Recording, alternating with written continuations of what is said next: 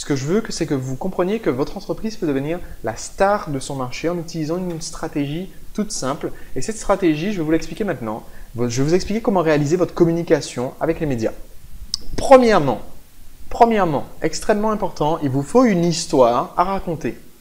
Parce que c'est cette histoire que vous allez répéter pendant les années à venir. D'accord? Vous devez définir votre speech, ce qui marche bien, ce qui accroche les gens, ce qui les intéresse, et vous devez l'utiliser ensuite encore et encore et encore dans votre marketing, parce que c'est ce qui marche pour vous. Et je vais vous indiquer quels sont les éléments de cette histoire, parce que ce n'est pas suffisant de vous dire il vous faut une bonne histoire. Allez, racontez une bonne histoire. Donc, je vais vous expliquer ce que vous devez mettre dans cette bonne histoire. Il y a deux parties toutes simples.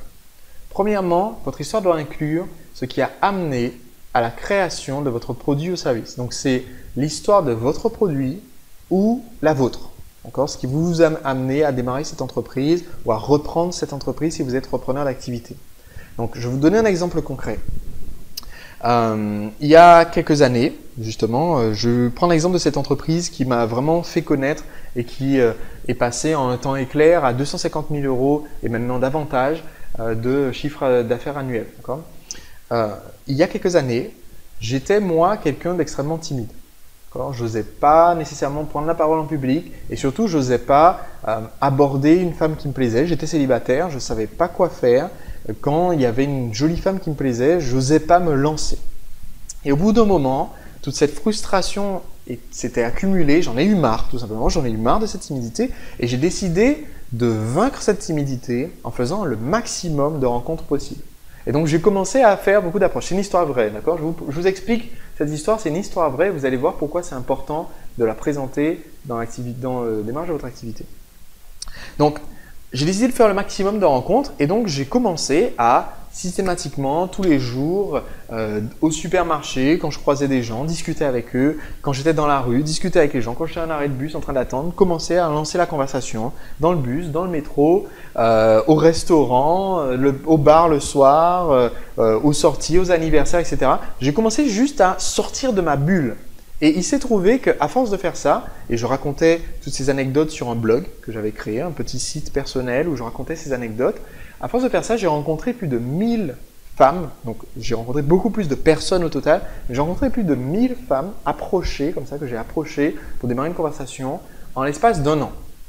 Alors croyez-moi, quand vous êtes timide et que vous abordez 1000 femmes en l'espace d'un an, vous en apprenez beaucoup sur vous-même, vous en apprenez aussi beaucoup sur le fonctionnement des gens.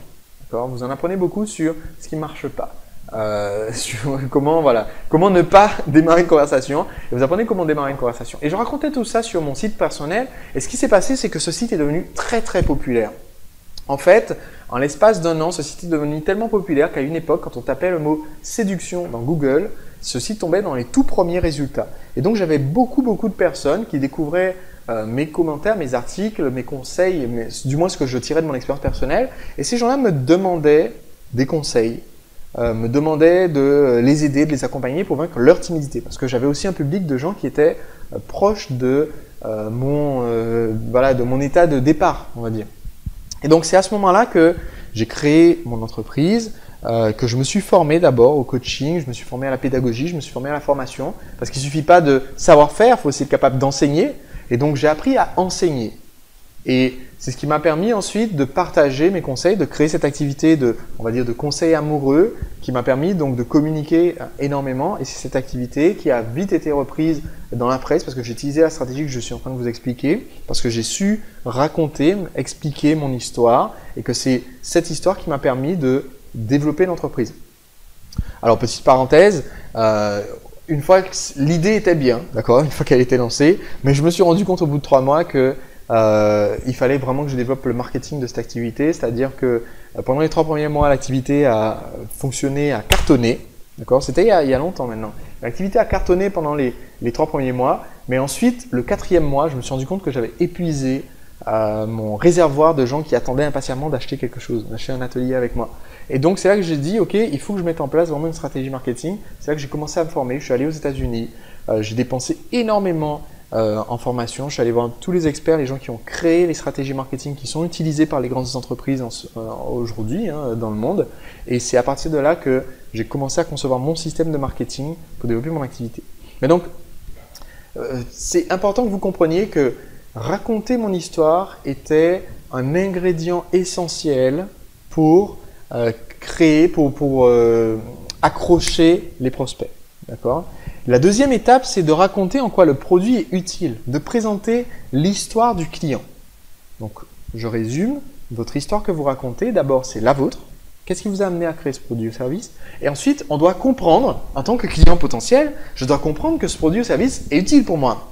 Et donc, il faut que vous présentiez l'histoire, soit du client que vous avez déjà, le client satisfait, soit d'un client type. Imaginons que vous venez de démarrer votre activité, vous n'avez pas encore des dizaines de témoignages qui s'empilent, mais vous pouvez raconter l'histoire d'un client qui utilise votre produit ou service. Non pas inventer une histoire, mais expliquer ce que fait votre produit ou service. Je donne un exemple tout simple. Mettons que vous venez de démarrer une activité où vous vendez aux administrations. Vous vendez, comme c'est le cas d'un des membres de Séduire le client, vous vendez des tableaux blancs interactifs, par exemple, pour les écoles, les administrations. Au début, vous allez raconter ce qui vous a amené à comprendre qu'il y avait un besoin pour ce type de tableau pour remplacer le tableau noir et la craie. Mais tout de suite, ça va vous aider à faire une transition sur l'histoire du client.